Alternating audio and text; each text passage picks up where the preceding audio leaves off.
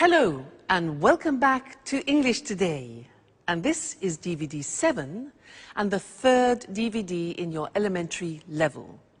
And in this DVD you will see another 2 episodes of our story, That's Life, followed by our special TV programs.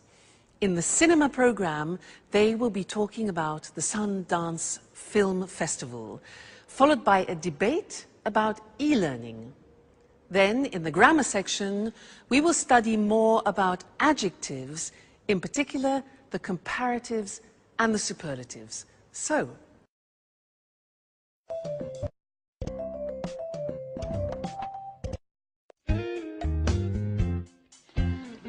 well, guys, why don't we go to the cinema tonight? That's a great idea. What's on? Well, there's the new film with Schwarzenegger. That should be good. You're joking, right? No, I'm not. What would you suggest? How about going to the disco? The disco. Are you crazy, Alice? That's not even music. That's simply noise. Come on, Peter. It's Saturday night. We have to do something special. Something exciting. And going dancing is surely more exciting than going to the cinema. I agree with Alice. Let's go dancing. What about a third choice? I guess Anne is right. Why don't we try to find a good compromise? Come on, guys. How boring and old-fashioned you are. And you are more frivolous than I am, Alice. Come on, guys. Don't argue now, please. Let's vote on it. Well, Alice and I want to go dancing. Peter and Anne don't. How about you, Sharon? I don't know. Well, the disco is probably more entertaining than the cinema. Great. Okay, guys. 3 against 2. Let's go dancing.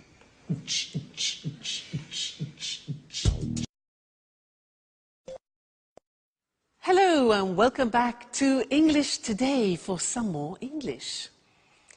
Now, what would you prefer? Discotheque or cinema? Dancing or a film?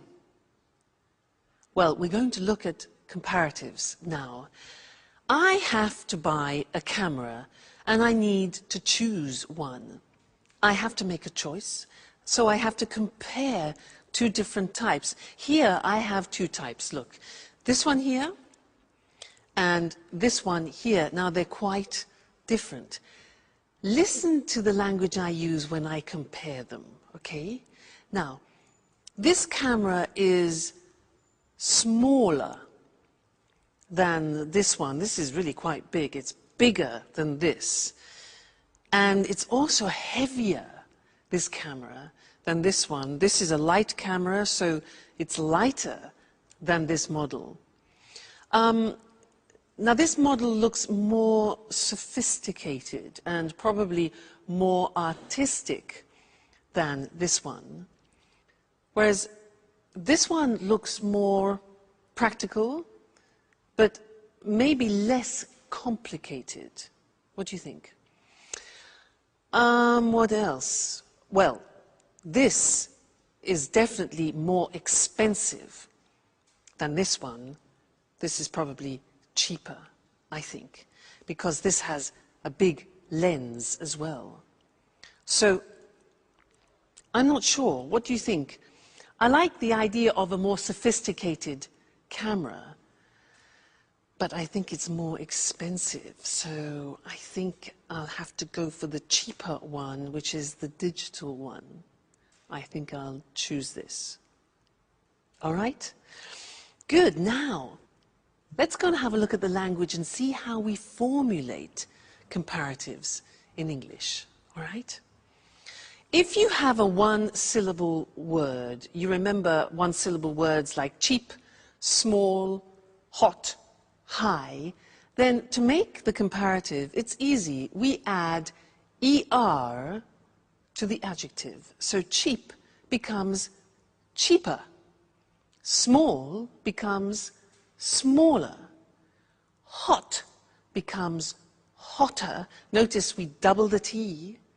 High becomes higher. So some examples are the new model is lighter than the old model, or London is safer than New York. Today is hotter than yesterday. All right, so those are adjectives with one syllable. But what happens if you have adjectives with 3 syllables or more? Look at the examples. Interesting is an adjective with 3 syllables. Interesting, no, 4 syllables. So it becomes more interesting. You see what happens? We put more in front of the adjective. So more interesting. Difficult. How many syllables? Difficult, difficult. Okay, so it becomes more difficult. Therefore, the example we have next is the new model is more practical. Or London is more expensive than Madrid, for example.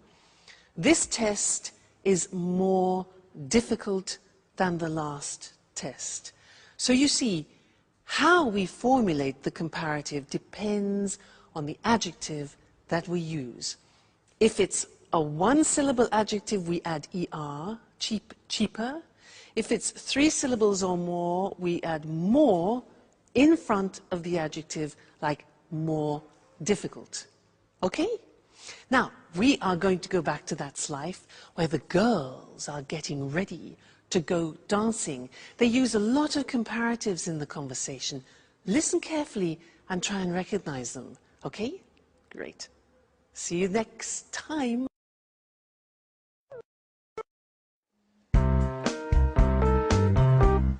Here's my party hat. How do you like it? You look great. I envy you. Hats really suit you. Well, I envy your room, Anne. But with all this traffic, how do you sleep? Oh, I'm used to it. Which disco are we going to?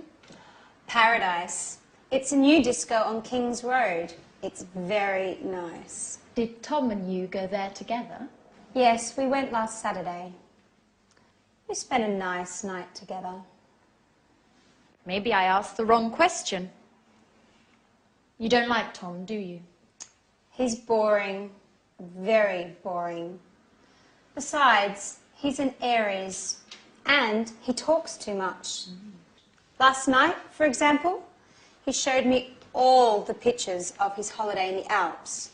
He talked for an hour about the mountains. But I hate the mountains. Why do you say that? The mountains are beautiful and spectacular. I prefer the beach. It's more relaxing and entertaining. Oh, I don't know. I think the beach is more boring than the mountains. Why do you say that? Well, think about it. Lying on the beach every day, it's much more interesting to be walking in the countryside. Yes. But it's usually colder in the mountains. I think the beach is also more romantic. Girls, stop talking nonsense. How do I look? You look very pretty, Alice. Thanks, Sharon, but you look better than me. No, how can you say that? You're much more tan than I am. Yes, but you are in better shape. And me? How do I look? You are very pretty too, Anne. I'm sure I'm not nearly as beautiful as you. Come on, guys. Stop making stupid comparisons. Let's just say that we're all different. Hey, girls. Okay, are you ready? I need your advice. Which shirt is better according to you? The red one, it's much better than the blue one for a disco night. And you, Sharon? What do you think? Well, I think the red one is funnier, while the blue one is more professional. I prefer the blue one. So, girls, which shirt should I put on? I told you, the red one. With that one on, you look more macho. Yes, macho. That's the right word. Really? Macho? I like it. Okay, I'll put on the red shirt. Do you agree with Alice, Sharon, about being macho, I mean? Come on, Jack. It's late. The disco's waiting for us.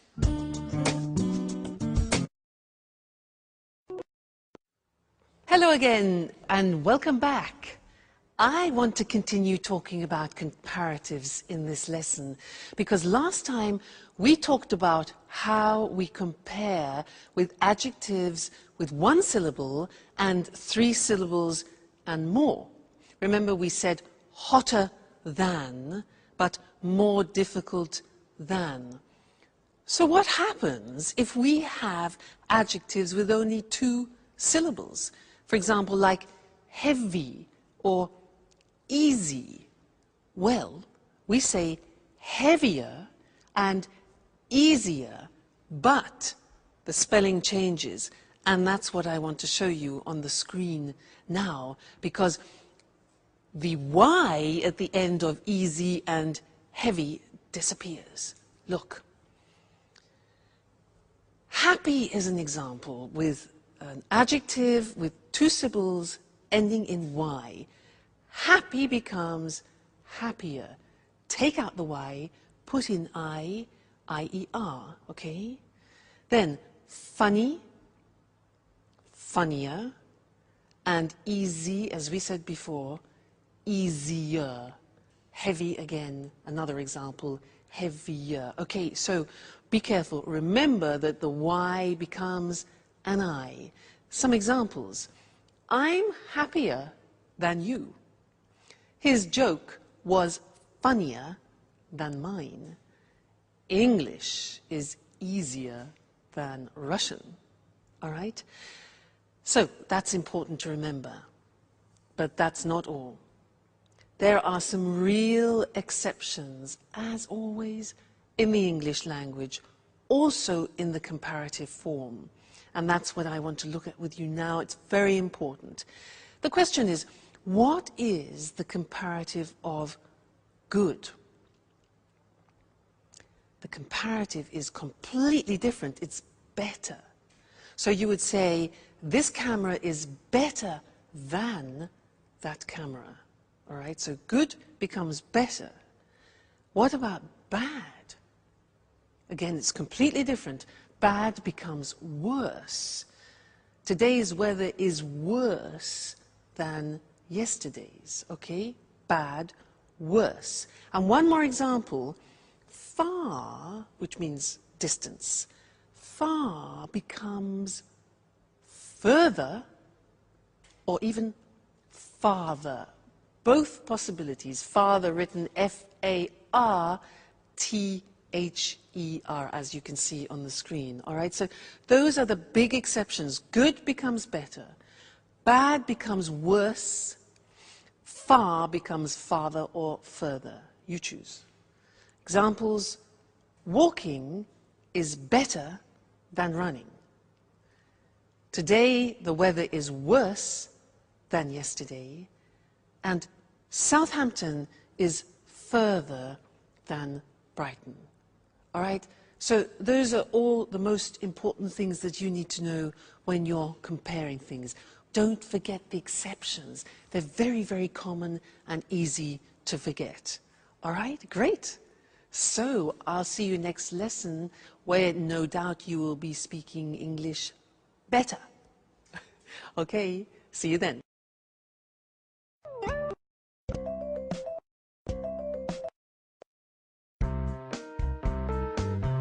So, Tom, which do you think is the best? I think Prague is the most interesting. Are you sure? I think Vienna is more exciting than Prague. Yes, but it's certainly the most expensive tour. It doesn't matter. My father is going to pay for everything. And what about Madrid? I think it's probably the most exciting. Why do you say that? Well, the nightlife. I'm sure there are a lot of discos. That's true. But it is certainly the hottest city. You're a good friend, Tom, but you are so boring. I don't really care about the weather. I just want to enjoy myself. This trip is my father's birthday present to me. I want to go to Europe's most interesting city, but also the most special and the most entertaining one. I see. Well, I think all three are interesting cities. Hi, guys. What are you doing? My father is going to give me a trip for my birthday, so I'm choosing where I would like to go. Oh, really? That's great. Are you going alone? No, my father promised to come with me. Oh. Well, do you already have an idea of where you want to go? Not yet. I can't make up my mind between Vienna, Prague and Madrid. Tom was making some precious suggestions. But she isn't taking my advice, as usual. Well, I think Prague is probably the oldest city, but Vienna is the most interesting one. There are a lot of important meetings in Vienna. Oh, and lots of museums too. Well, Madrid also has a lot of museums. Do you agree with that? Yes, that's true. But Madrid is certainly the hottest city. Oh my God, Anne. You are like Tom. You both talk nonsense. I think you two should go out together. I think you would get on well. Alice, what are you talking about? You're joking, right? Well, not really. I think Tom is perfect for you, Anne. Come on, Alice. Stop being foolish. You're embarrassing us. Really? There's no need to be ashamed. Listen, I'm going to leave you two alone now, so you can get to know each other better. Bye.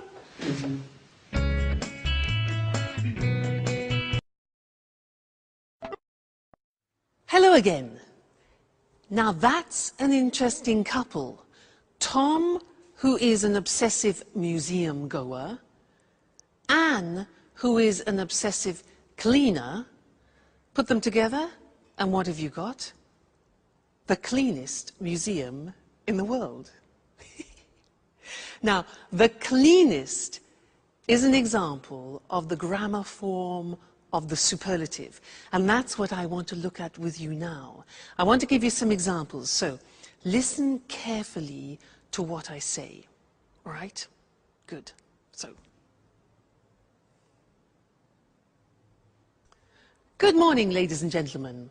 Are you having problems opening your bottles? Well, I have the solution for you. Here it is.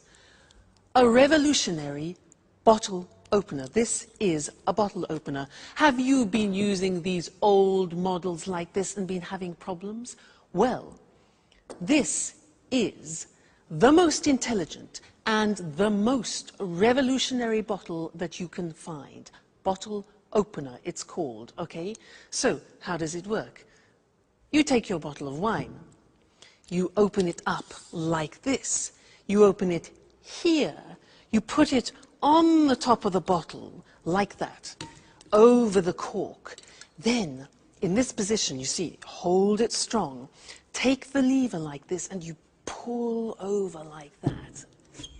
Okay? Takes a little bit of effort, but not like that one. Then, you push it back, and what happens? Bingo! Out comes the cork. Then, the same action, hold it tight, pull it over, the cork comes out, and we are ready to drink. This is, ladies and gentlemen, the most effective, the newest, the quickest, the smartest and the most revolutionary bottle opener that you will ever find. And it's the most economical. It's the cheapest. It only costs €20 for you. So buy one today and let's pour some wine and toast to the most superlative bottle opener in the world. Cheers. That's nice. Great. That was the superlative. Let's go and see it on the screen. Nice wine. Now, when we have an adjective with one syllable, like cheap, what we do is we add the at the beginning to make it superlative, and then we add est to the adjective. Look at the examples. It's the cheapest, the newest, the quickest, the smartest bottle opener in the world. Okay, so the plus est at the end. Now, if the adjective is 2 or 3 or more syllables, it changes, as I said, and it becomes the most effective. Now, the adjective doesn't change, but in front of it we put the most effective. It's the most economical bottle opener. It's the most beautiful, it's the most revolutionary bottle opener. Okay, so again, be careful. Is it a 1-syllable adjective? Is it a 2 or 3 or 4-syllable adjective? Because it changes. Great. Now, let's go back to life. That's life, where Jack and Peter are talking about football. They're talking about the best football team in the world. Okay? And I'll see you later.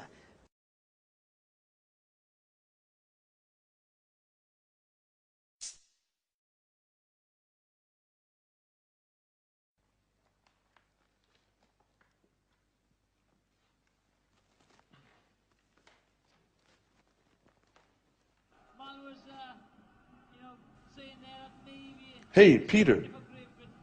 Did you see the match yesterday evening? Which match? Which match? Ajax versus Juventus.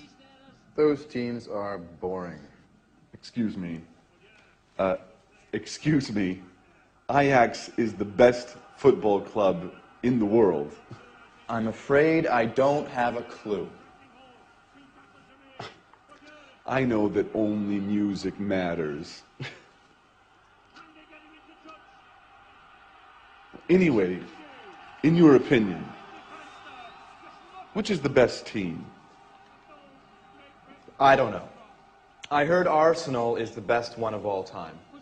They've got the most aggressive players, the most important coach, the toughest goalkeeper. Peter, you are so mistaken. Okay. What's so great about Ajax? Well, first of all, their defense is superb. It's much more intelligent than Arsenal's. No. Still, No. But you promised me. You're always busy. No, I don't want to go anymore. Anyway, thanks, Daddy. Thanks for your present. You are the worst father in the world. Don't worry, I'm going to have a great birthday all the same. Yes, with my friends. They do love me. Bye.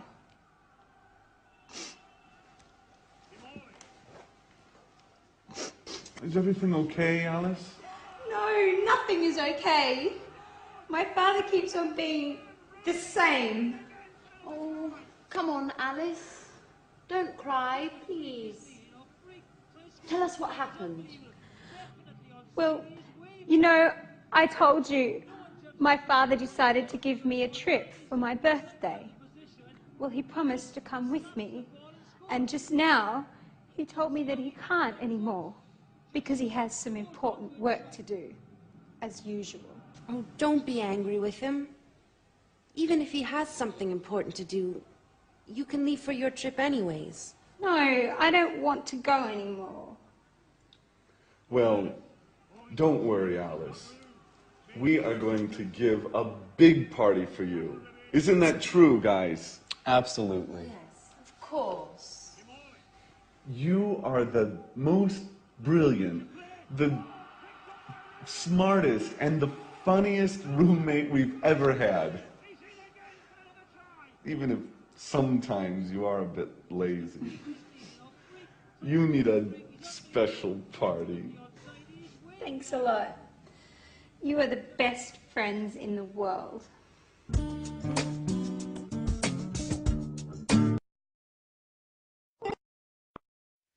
Hello again. Now, you know, Mr. Monkey reminds me of Jack. He's obsessed with football, but he's very sweet. Did you hear what he said to Alice? He said, "You're the most brilliant roommate we've ever had." That's really sweet. And did you hear them talking about football? Well, I don't know what you thought. They said, this was Jack, he said, "Ajax is the best football team in the world." Debatable. Alice said her father was the worst father. And Jack then said, "You are the funniest roommate that I have ever had." And so these are all examples of exceptions in the superlative form. I want to go to the screen now and look at those because they're not that easy. So, look at the first example. With adjectives ending in Y, we remove the Y as we've learnt before, and we add IEST. So, funny becomes the funniest. Easy becomes the easiest. So the examples are, "You're the funniest roommate I have ever had," for example. Or, "Naples is the noisiest city in Italy." Or, "It's the happiest day." All right, so those are two-syllable adjectives ending in Y. Now look at the exceptions. Remember, we have already learned that good, bad, and far are exceptions in the comparative. Well, look at the superlative. Good in the superlative becomes the best. So it's good, better, the best. Bad in the comparative is worse, remember? The superlative is the worst. Notice the T. Bad, worse, the worst. Don't forget to pronounce the T.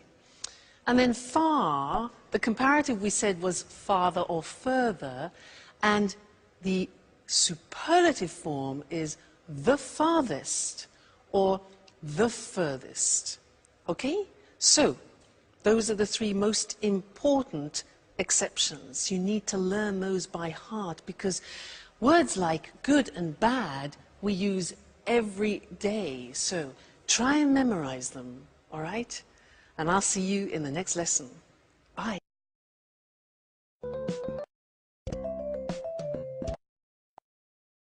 Good morning, good morning. Welcome to this week's edition of Talk Cinema. Here in the studio with me is Sanjeev Gupta, our cinema expert. Good morning, Sanjeev. Good morning. Well, Sanjeev, what are you talking about today? Today I want to talk about the Sundance Film Festival. Sounds interesting.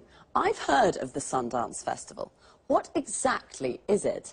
Well, to put it simply, Sundance is a festival for independent films and people interested in them. Okay, can you explain what an independent film is? Independent films, sometimes they're called indies, are films that don't come from the major Hollywood studios. They're produced and financed by the directors themselves, and they're usually low-budget productions. But of course, this doesn't mean that they're appreciated less than normal commercial films. Of course, independent films can be very interesting, and often they deal with contemporary issues. Exactly. You can't compare independent films with Hollywood blockbusters. They're two completely different things. Well, Hollywood films are more spectacular. They're usually high-budget productions, and the money comes from the Hollywood studios, not from the directors. There's more money to spend, so they can feature famous stars. There's another important difference here. Hollywood movies are distributed throughout the world. That's how they make so much money at the box office. Right, Sanjeev? Right, Lucy. On the other hand, independent films generally win the praise of cinema critics, but make less money at the box office. OK, let's go back to the Sundance Film Festival. Well, this festival has nothing in common with the Oscars night in Los Angeles, but it is the most important film festival in the world for independent films. It's important because it promotes the work of many young directors. When did the festival start? Robert Redford organized the first festival 25 years ago. The festival takes its name from Sundance Kid, the character Robert Redford plays in the film Butch Cassidy and the Sundance Kid. Today, the Sundance is divided into two sections. The main section is called the American Competition and is for American films and documentaries. The second section is the World Cinema Competition. This is for all other films. You know, Sundance is great fun. In addition to the films, there are parties and concerts and also special meetings for film students. Well, the Sundance Festival sounds fun. It's smaller and younger than other film festivals. There aren't lots of Hollywood stars. The awards aren't as prestigious as the Oscars. But it's an important festival. Right, Sanjeev? Right, and don't forget, it's great fun. OK, thank you, Sanjeev. And goodbye. Goodbye. Goodbye, and see you next week for another edition of Talk. So, the Sundance Festival takes its name from the Sundance Kid, the character that Robert Redford plays. A character is a person in a film. And we say that an actor plays a character. And let's have a look at some of the vocabulary and expressions we use to talk about films. There are independent films and Hollywood blockbusters. First of all, what is an independent film? It's a low-budget production that is not produced or financed by a major Hollywood studio. Major means big and important. A low-budget production is a film made with little money. And what's a Hollywood blockbuster? It's a high-budget production that is produced and financed by a major Hollywood studio. A high-budget production is a film made with lots of money. To produce a film means to make a film, and to finance a film means to find the money to make a film. We say a film is produced by and financed by someone. So, an independent film is usually produced and financed by the director of the film. The director is the person responsible for making a film. He or she directs the actors and decides how to tell the story of the film. Independent films are sometimes called indies, which comes from the word independent. Because Hollywood blockbusters are high-budget productions, they can feature famous stars. Famous stars are famous actors. So, if a film features famous stars, it means that famous actors and actresses are in the film. Pretty Woman features Julia Roberts and Richard Gere. We say Hollywood blockbusters are commercial films. This means they are easy to watch and easy to sell. They're made with the purpose of making money. All right, cinema lovers, that's it for now. Bye, and see you.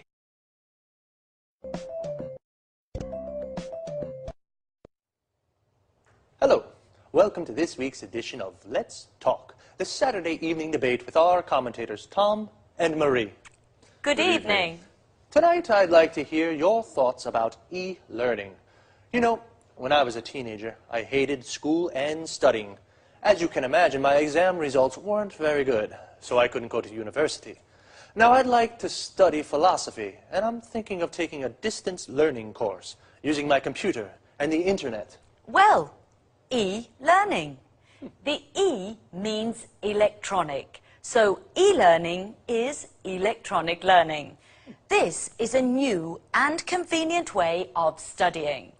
Many universities around the world now offer distance learning degree courses via the internet. You can take a course from a university in England or in the States without leaving your home. That's true, but you need to have a lot of motivation to take an e-learning course. Why? Well, good time management skills are very important for successful e-learning. You mustn't waste time. You must study a little every day. It isn't always easy, especially if you work. Okay, e-learning courses can be more difficult. Traditional courses can be better. But there are many advantages to studying for a degree at a distance. What are these advantages? In fact, let's talk about the advantages and the disadvantages of e-learning. Okay, one advantage, you can study when you like and where you like. I see. So it's a flexible way of learning. Exactly. Another advantage is that e-learning gives people a second chance to take a university course without giving up your job. You can study and work at the same time. I'm sorry, Marie, I don't agree. When you work, it can be very difficult to find time to study. Besides, students can feel lonely and isolated when they study by themselves. Wait a minute. This is where the electronic part helps. There's lots of interaction with other students and course tutors. Some courses use virtual classrooms to teach small groups. You can see your tutor and other students on your computer screen. You can talk with them and use text chat or email and discussion forums too. Today, most courses include study skills information on how to study well at a distance. Okay, but some course materials can be really boring, just like reading books online. And some e-tutors are very inexperienced and don't know how to teach in this new way. And remember that dropout rates are high for e-learning courses. Yes, I agree with some of what you say, but good multimedia course materials can be very stimulating as they use audio, images, and text together to teach. Okay, I see that you both have strong opinions on this topic. This discussion is very interesting, but I'm afraid we've run out of time. So, e-learning, the new independent way of studying with advantages and disadvantages. My philosophy course? I'll have to think. So, goodbye to our commentators, Marie and Tom. Goodbye. Goodbye. And goodbye to you. And see you next time on our discussion group. Well, I'd like to take an e-learning course, but I'm not sure that I have the motivation I need. Notice how we say to take a course. For example, to take an English course means to study English. To take a distance learning course means to study from home. If I take an e-learning course, I can study at home and send my work to my course tutor via internet. The course tutor is the teacher for the course. Most people go to university. To go to university means to study full-time at a university. We can also say someone is at university. For example, I'm at university means I'm studying for a degree at a university. A degree is the qualification you get when you complete a university course. A degree course can take from 3 to 5 years, depending on the subject you study. I wanted to study philosophy at university. We say to study a subject at university. For example, my friend Sasha is studying mathematics at university. We can say she goes to university. She's at university. She's studying mathematics at university. She's taking a mathematics degree at university. We can also say she's studying for a degree in mathematics. Notice we can say either a mathematics degree or a degree in mathematics. With e-learning courses, people study for a degree at a distance. This means they study at home. They don't go to the university to study. But Tom said the dropout rates for these courses are high. The dropout rates is the number of people who don't finish the course. The verb to drop out means to not finish a course. We can say to drop out of school or to drop out of university. Okay, well, study hard, and I'll see you on Saturday for another edition of Let's Talk.